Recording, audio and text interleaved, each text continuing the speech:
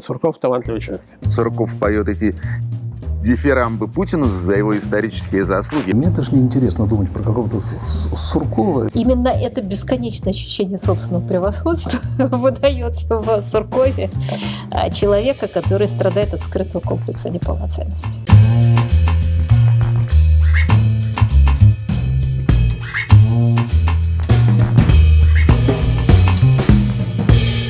Говоря о формировании фейковой реальности российских СМИ, нельзя не остановиться на фигуре Владислава Суркова, личности крайне незаурядной.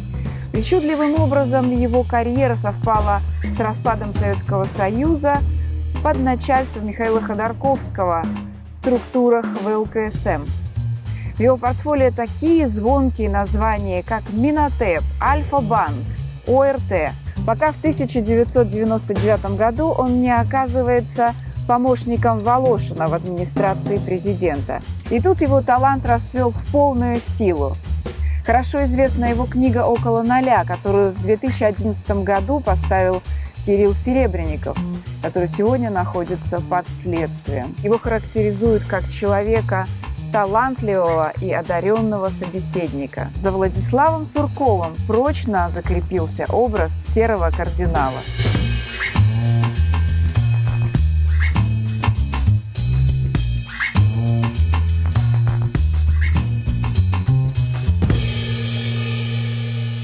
Сурков, несомненно, один из создателей этого дискурса нынешнего. Да, Сурков талантливый человек. Гибист, по крайней мере, во втором поколении, а может быть в третьем. Там непонятно с его происхождением. Тут не столько они вооружались и вдохновлялись семиотикой, сколько философией постмодернизма. Да, вот. И, Сурков довольно талантливый писатель, такой постмодернист. И поэт, наш отец Деница, намекая на Путина, что там, православная церковь, православная церковь, я не говорю о православной, но есть православные активисты, которые видят в Путине чуть ли не мессию. А этот самый Сурков, что там черты антихриста. Да не только антихриста, а самого дьявола, да? Деница, это Люцифер. Вот ему и служим, как Федор Сологуб, да? Когда я в бурном море плавал, и мой корабль пошел ко дну, я так воззвал: отец мой дьявол, спаси, помилуй, я тонул. И вот отец дьявол его спас, и теперь вот он ходит и творит его волю. Знаете, это такая двойственная. И я думаю, что Путин уж точно знает, что он не святой, что служит не этому господину. Это человек, который воображает себя невероятным интеллектуалом, одиноким, непонятым и бесконечно высшим, чем те лохи, которых он разводит.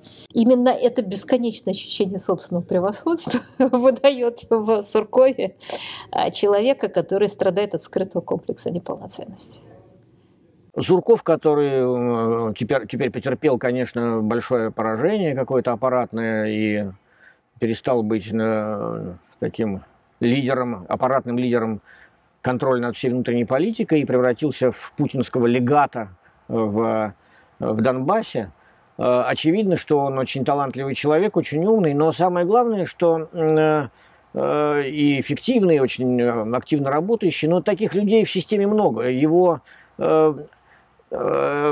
тогдашний успех покоился на том, что у него было ясное представление, возникшее, о том, что надо строить фабрику образов, так называемую. То есть, как бы, надо вести борьбу в сфере образов. Именно поэтому, как бы, он придавал такое большое значение разным формам культурного производства и работе с журналистами разных лагерей. То есть его идея, очевидным образом, была заключена в создании контролируемого пространства общественной дискуссии. Для того, чтобы это делать, надо, конечно, испытывать к этому любовь и вкус, потому что если ты не любишь разные проявления формы идеологии, культурный экстрим, то ты тогда как бы не можешь как бы этим всем манипулировать в каких-то интересах, ты отталкиваешь все это. В значительной мере, благодаря и вот этим самым французским семиотикам, особенно Фуко, в меньшей степени Барту, стало ясно, что конкурируют не разные высказывания, не разные положения истины, а разные дискурсы. То есть разные способы концептуализации. И, как говорил Фуко, тут важно не высказывать истину, а быть в истине, вот, быть в этом истинном дискурсе. И действительно, там, вот такие господа, там, это совсем не ГБ, такие господа, как Павловский и прочие, они стали развивать разные дискурсы власти. И я не знаю, в какой мере это была такая циничная игра, в какой мере просто они отрабатывали свои гранты, а может быть и тут и спортивный интерес. Могу переориентировать там сознание людей. Да, вот там дискурсы, вооруженные средствами массовой информации и карательными органами. Понимаете, это все как бы влияет. И знаете, казалось, что у Путина нет никаких шансов. Ну, там, тоталитарное государство без идеологии. А оказалось, что есть вещи гораздо более сильные, чем идеология. Там какие-то инстинкты, какие-то рефлексы, какие-то эмоции. И сейчас значительная часть российской пропаганды держится вот на двух эмоциях. На обиде и на ненависти. В этом смысле слова он шел именно этим путем. Он стремился очевидным образом. Идея Суркова заключалась не в том, чтобы создать такой единый партийный инструмент идеологического контроля. Этим чуть позже, наверное, пытался заниматься Володин, думая там про Единую Россию и так далее. Идея Суркова заключалась не в воссоздании этой как бы единой системы идеологического контроля, а в более сложной конструкции. Таким образом, чтобы можно было находиться в такой выгодной точке политической, при которой всем немножко платят, конечно, разумеется, или дают какие-то бонусы определенные через систему уполномоченных, которые у него были. И за счет этого вся среда начинает, как бы сказать, дискутировать и производить какие-то образы, творчески причем. И при этом достигается определенный политический результат. Вот такая была его конструкция, но она себя, как история показала, в плохом смысле слова оправдала, потому что этой системе удалось трансформировать общество. Потому что в результате вот этого пятилетия возникло, с одной стороны, благодаря этим усилиям, какое-то поколение руководителей так называемых этих вот организаций общественных, которые потом расплодились, расселись, но их старт начинался именно во времена Суркова. Это он их как бы в этот период приподнял. Теперь они все уже стали начальниками в разных ведомствах и так сказать, и региональных администрациях. Определенный способ такого подбора одаренных, талантливых карьеристов региональных, которых его идея заключалась не в том, чтобы, как сейчас, как бы административно взять и, так сказать, закрыть мемориал, условно говоря, или там объявить кого-то враждебной организацией. Ну, как сейчас это все получило распространение, там иностранные агенты, нежелательные организации и так далее. Его идея покоилась на том, чтобы создавать организации, которые, значит, будут понижать статус уже имеющихся. Это, конечно, такая коварная достаточно была стратегия.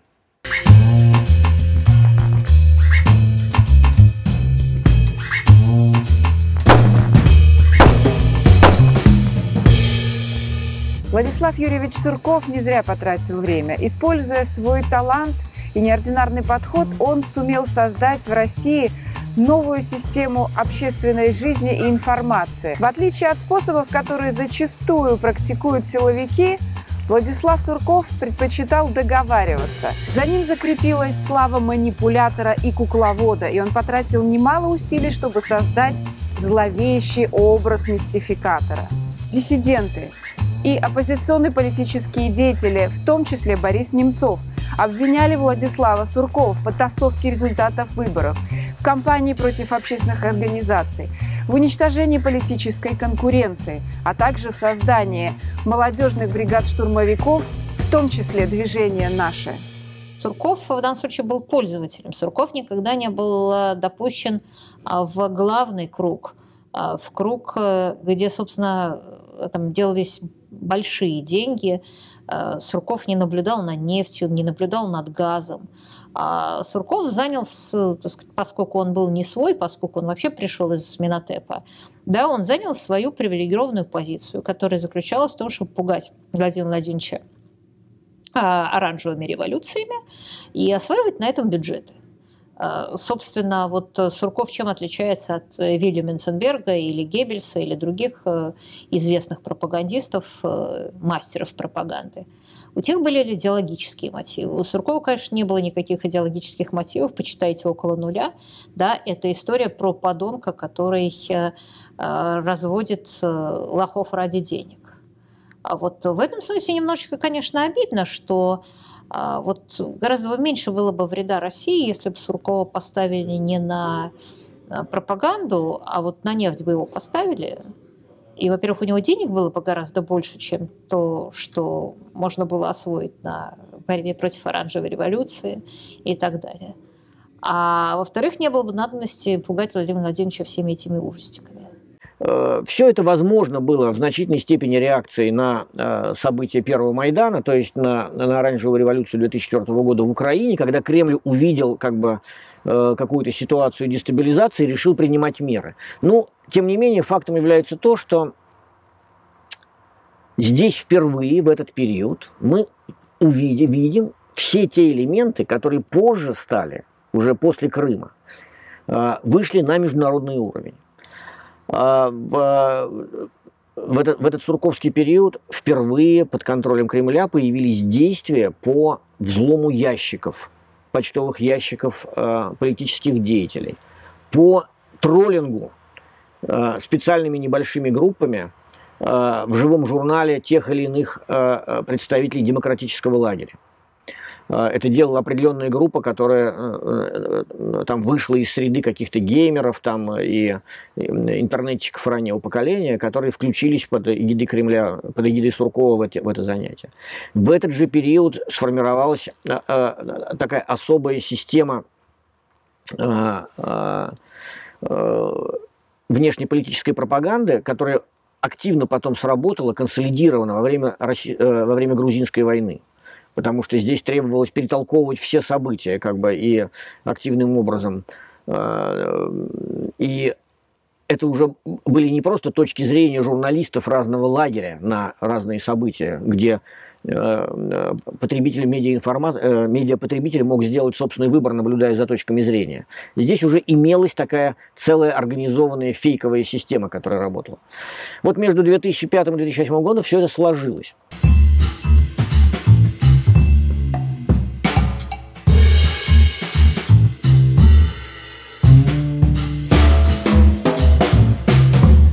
Скажем, история с Юрием Дмитриевым – это история, которая касается лично меня. История с Кириллом Серебренниковым-Малобродским – это история, которая касается лично меня. И всякий раз, когда я ощущаю личную связь с событием, я туда смотрю и захожу. Вот. Что же касается, скажем, таких вещей, как выступление Суркова, то я легко это могу пропустить, потому что действительно меня, правда, очень мало интересует, что говорят эти люди. Гораздо более заметно то, что они делают. И поскольку, в общем, ложь тотальная, и в каждой второй фразе опровергается то, что произнесено в первой, то я, просто чтобы не раздражаться, я довольно давно уже перестал туда смотреть.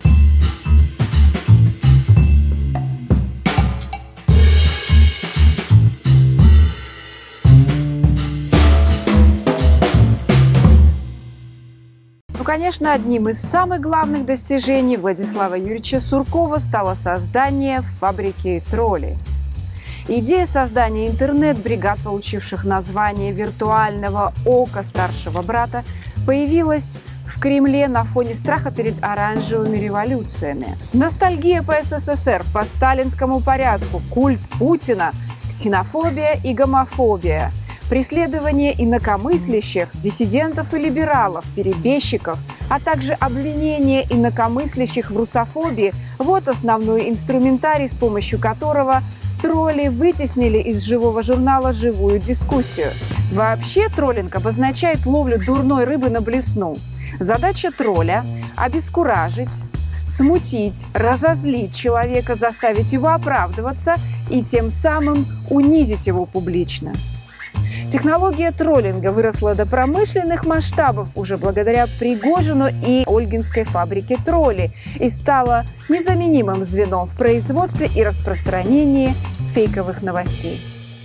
Вот когда в России впервые появилось то, что называют троллингом в сетях, а это было в 2006-2008 году, когда так называемая бригада Хэлла, то есть первая сетевая группа, которая занималась грубым троллингом, не только деятелей оппозиции, но и журналистов, и причем людей разного лагеря, потому что они атаковали одновременно, скажем, и Владимира Варфоломеева с «Эхо Москвы», и Андрея Мальгина, но с другой стороны они атаковали и Виктора Алкснеса, который является, наоборот, таким представителем правого патриотического крыла.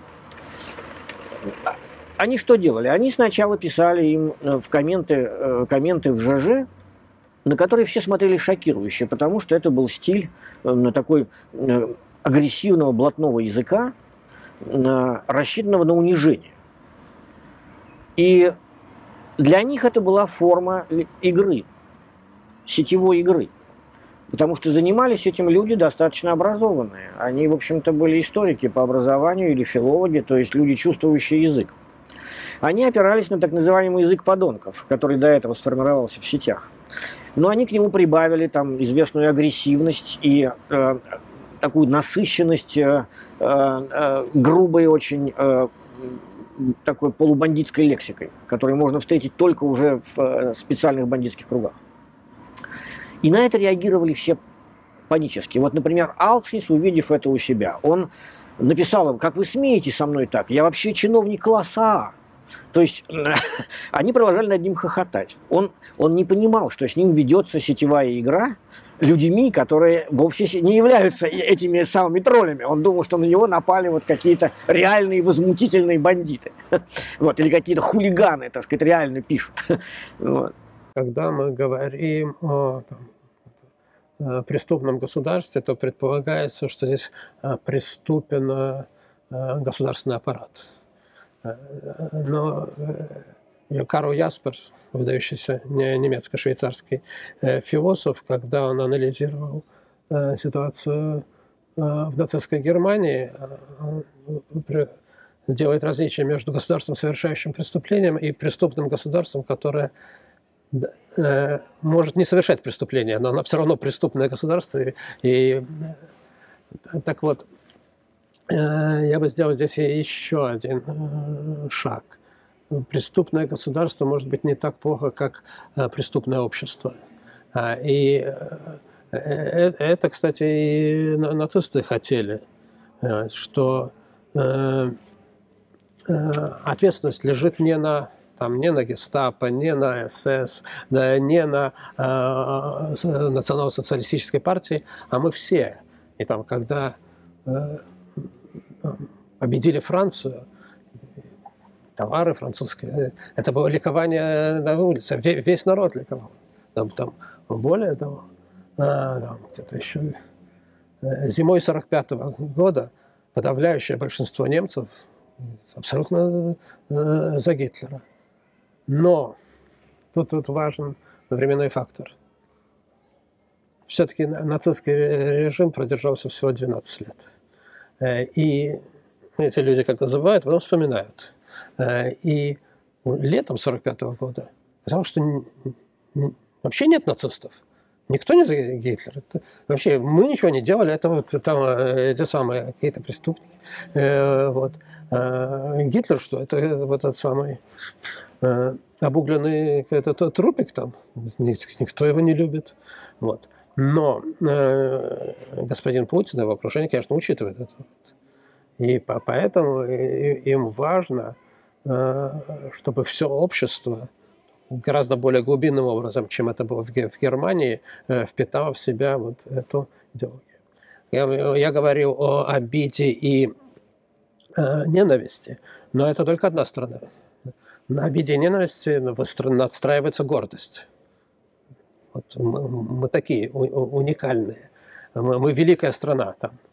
Да, вот,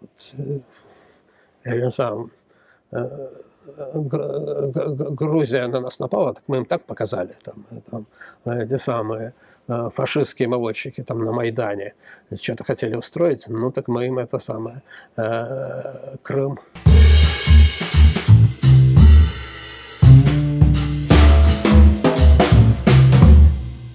Несчастное и бесправное положение населения здесь всегда оправдывалось некой высшей целью. Зато мы великие. Зато, я не знаю, мы хотим осчастливить все человечество, как было в советские времена. А еще раньше было, зато у нас истинная религия, мы хотим водрузить Святой Крест над Софией. А сейчас мы просто великие, нас все боятся. Нас все боятся, и мы этим гордимся. А еще мы 73 года назад взяли Берлин.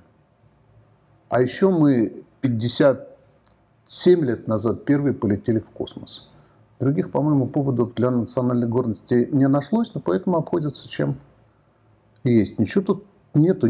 Понимаете, в отличие от советской энергетики, которая была очень мощной, которая была энергетической, которая была заводной, которая создала там, я не знаю, какое-то время весь мир был ей заворожен. Это все какая-то седьмая вода на киселе. Правда, и в этом нет ни драйва, ни мощности, ни уверенности в собственности. Они врут, и они знают, что все знают, что они врут. Это читается по их глазам, и это очень скучно на самом деле. Так называемые славянофилы об этом говорили 150 лет тому назад, почти 200. И надо сказать, что в их устах это выглядело намного убедительнее, чем в устах Суркова. И в истории России уже бывали периоды, он там почему-то пишет, что вот историческая или какая-то там еще, ну, историческая все-таки, надо полагать, заслуга Путина в том, что он впервые за 400 лет взял и развернул Россию от Запада куда-то там не на восток, а вообще в бок куда-то, в боки вниз, на какую-то, как выразился Трамп, dark path, темную дорожку. На самом деле это происходило много раз. И на каждого Петра был свой Николай I или Александр III. Я уже не говорю об Иосифе Виссарионовиче Сталине, который на эту самую антизападную дорожку свернул, особенно после войны, там, с 1948 года, самым, что ни на есть, радикальным образом, гораздо более радикальнее, чем Владимир Путин. Вот, так что это там Сурков поет эти дифирамбы Путину за его исторические заслуги, я просто не могу понять.